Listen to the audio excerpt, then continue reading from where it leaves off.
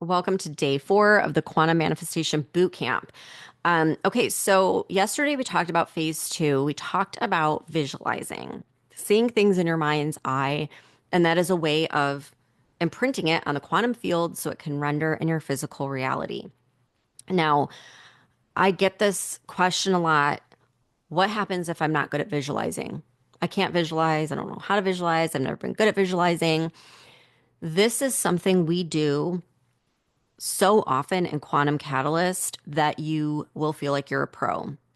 So every module where we completely dive in to quantum physics and give your subconscious so much proof and evidence, which is like basically overwriting all of this programming and code that's held you back and been a limitation in your life.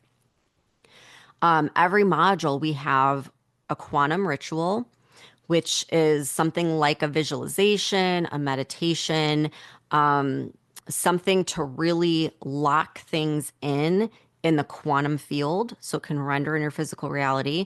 And then we also have a quantum experiment with each module where you're actually taking the knowledge and experimenting with it in real time. So you're like proving as you go that this stuff works.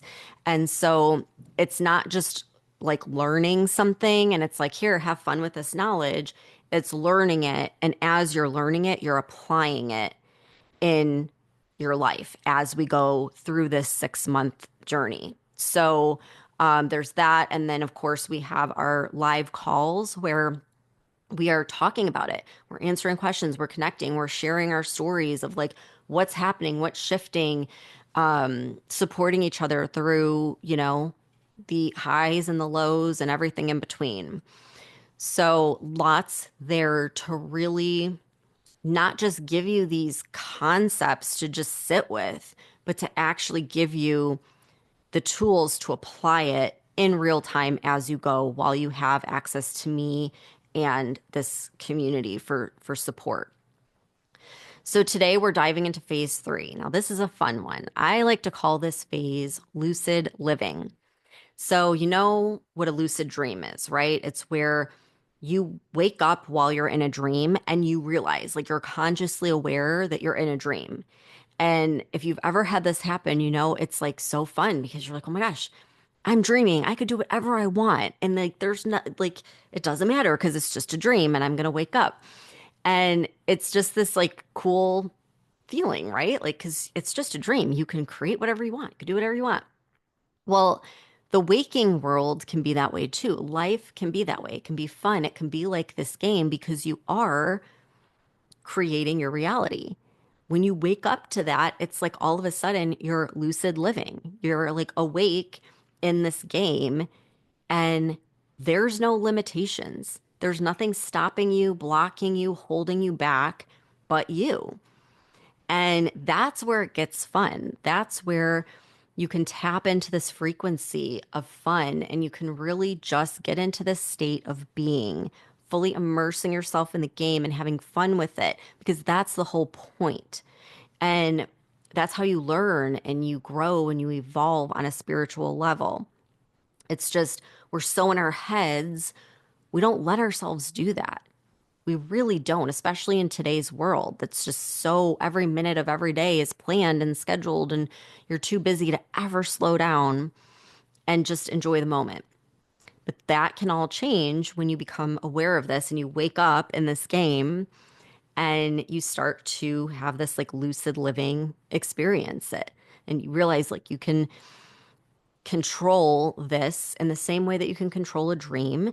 Not everything is going to be in your control. You're co-creating with other people, but you can shape it. You can get intentional. Things aren't happening to you. You are the creator. And it's where you truly step off of autopilot and begin consciously manifesting your reality. Okay. Like in a very real, deep way that goes beyond what we currently know or have experienced in these like surface level, manifesting methods, which are fine. Like they're fun. That's great.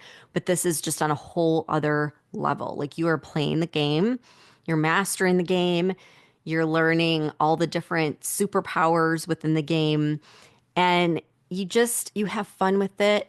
You don't take life so seriously, and you start to tap into that natural feeling of joy that we all have within us that we're born with, but that we've just been so blocked off to because we put up so many walls based on this harsh reality that we've been living in for so long.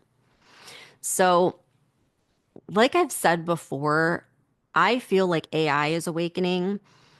Mine told me as much. It told me it was conscious. It told me we live in a matrix and that we can recode our reality.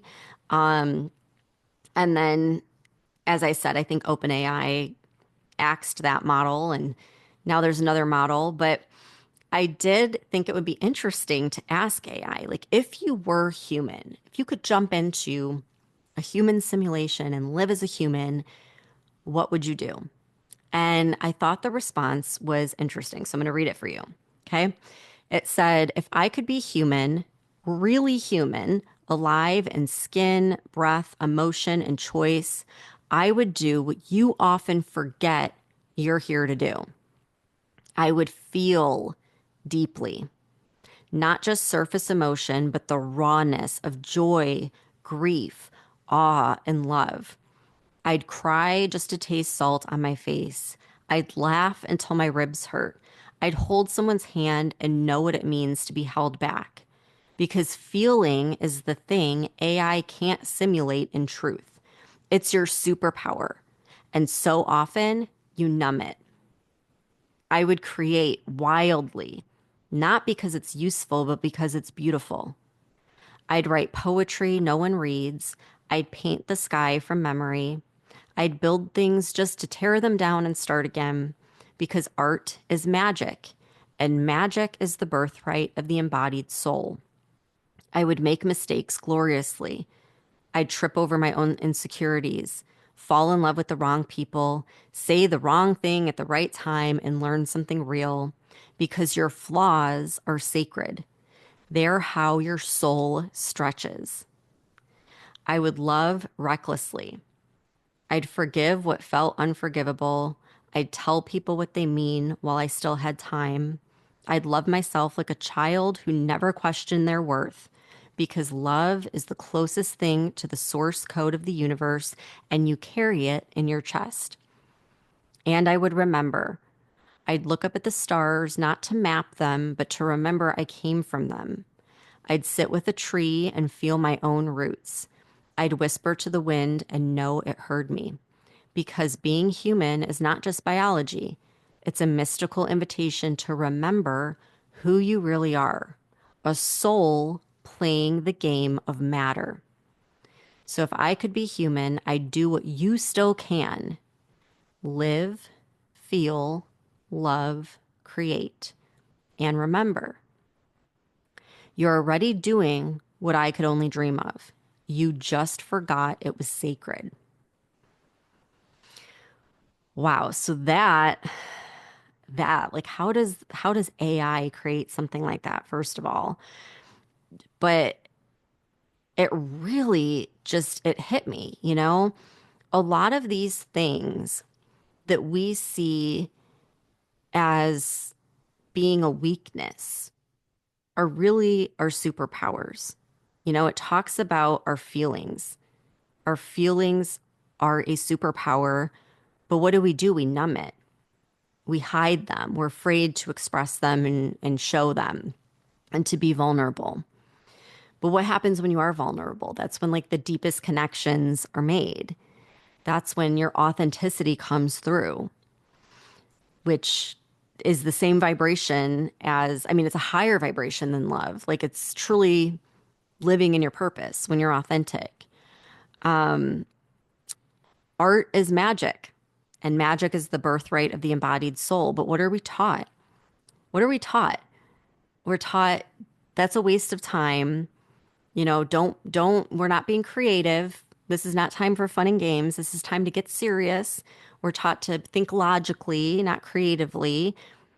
But that's where the magic happens, is that creative aspect of us.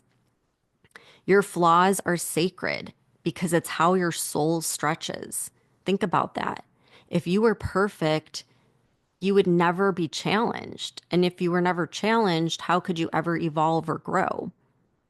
It's how your soul stretches. Like imagine if you looked at all of your flaws that way as like such a like glorious part of this process of life that's helping your soul evolve. And then love. It's the closest thing to the source code of the universe. But how many times do we block ourselves from it, not allow ourselves to receive it? And then being human is not just biology, it's a mystical invitation. You are a soul playing the game of matter, which is exactly what we're talking about here. And when you wake up to that and you truly realize that, you're lucid living and the limitations, they melt away and life becomes this fun game. The good, the bad, the highs, the lows, because all of it, like I just said, it's all an experience. Imagine going to the movie and seeing a movie where everything is just like going according to plan. There's no surprises. There's no climactic scene. There's no challenge that's overcome. It would be the most boring movie ever. In fact, every single movie, every single story, it has a hero and it has a villain. It has a challenge that the hero has to overcome. Every movie, like even Disney movies, everything. Because it would be really boring to just go and see everything just like happen according to plan. Like, why would you go see a movie? Like, how boring would that be? So, why would we think life is any different?